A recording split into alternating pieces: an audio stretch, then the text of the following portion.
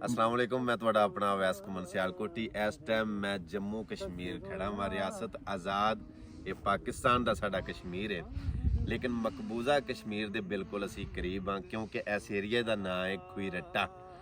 यानी कि पिछला तुसी व्यू वेख रहे हो, ये सारा समझो कि खुईरट्टे का इलाका है। उधर दिखाओ, यह जिहड़ा एरिया है ये खुईरट्टा, वो दूर तुहानू शहर जिहड़ा नज़र आ रहा है ना, वो खुईरट्टा है। ਇਹ ਜਿਹੜੇ ਮੇਰੇ ਦੋਸਤ ਖੜੇ ਨੇ, ਇੱਕ ਦਾ ਨਾਮ ਅਕੀਲ ਰਜ਼ਾ ਸਾਹਿਬ ਹੈ, ਪਿੱਛੇ ਸਾਈਂ ਹਰੀ ਨੇ, ਇਹਨਾਂ ਦੇ ਨਾਲ ਜਨਾਬ ਸੁਲਤਾਨੀ ਸਾਹਿਬ ਰਿਹਰਸਲ ਕਰ ਰਹੇ ਨੇ। ਥੋੜੀ ਦੇਰ ਬਾਅਦ ਸਾਨੂੰ ਇਹ ਕਲਾਮ ਸੁਣਾਣਗੇ।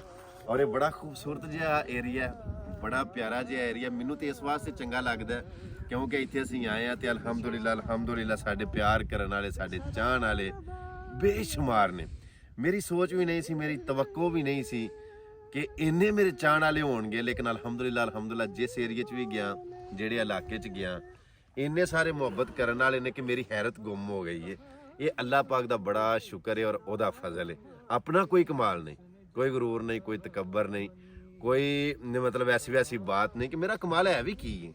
हाजा मिन फजले रब्बी। और मैं फिर कहांगा कि जिन्ने मेरे चाहण वाले ने, जिन्ने मेरे मुहब्बत करने वाले ने, बाखुदा कोई लफ्ज़ों का चुनाव करके नहीं कह रहा, खुदा मेरे दिल की बात जानता कि मैं दिलों कह रहा। आज़ाद कश्मीर होवे, हिंद सिंध, पूरी दुनिया दे विच जिथे जिथे भी मेरे वीवर ने, मेरे प्यार करने वाले ने या मेरे नाल नफरत करने वाले ने, तुहानू सब नू मेरी तरफों बड़ा सारा लव यू।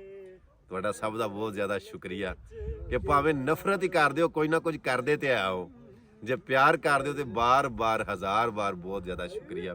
और एक बारी अपने ज़हन नू फ्रैश करने वास्ते, एक बारी अपना माइंड फ्रैश करने लई तुसी इस इलाके दा विजिट करो, इस इलाके की सैर करो कि मतलब तुसी वेख के खुद हैरान हो जाओगे कि माशाल्लाह एडे हसीन मंजर ने, एडे खूबसूरत पहाड़ ने, चीड़ दे दरख्त ने और खालस बकरियां दा, गावां दा, मझां दा दुध। हाँ जी।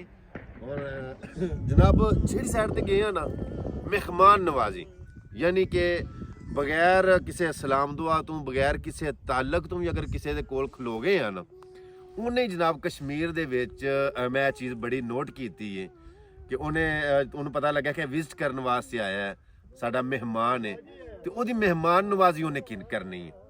यानी कि यह एक खूबसूरती है, जिमें पहाड़ों की, दरख्तों की, दरियावां की, फलों की वगैरह वगैरह खूबसूरती है। इस तरह इस इलाके दे कश्मीरी लोगों की ये खूबसूरती है, जी मैं ना दस के तो ज्यादती करांगा, तो उन्हें मैं दसना जरूरी समझांगा कि जनाब मेहमान नवाजी तू सब तू उत्ते ने। जिथे बैक भी साडी वीडियो वेख रहे हो, तुहाडा सारिਆਂ ਦਾ बहुत शुक्रिया। तुहानू एक नवी वीडियो, नवी यानी कि विलाग दे नाल और नवे कलाम दे नाल तुहाडी खिदमत विच हाज़र होने आ। इंशाअल्लाह तुहानू सुन के अच्छा लगेगा। अपना बड़ा सारा ख्याल रखियो। अल्लाह सुनने वाले।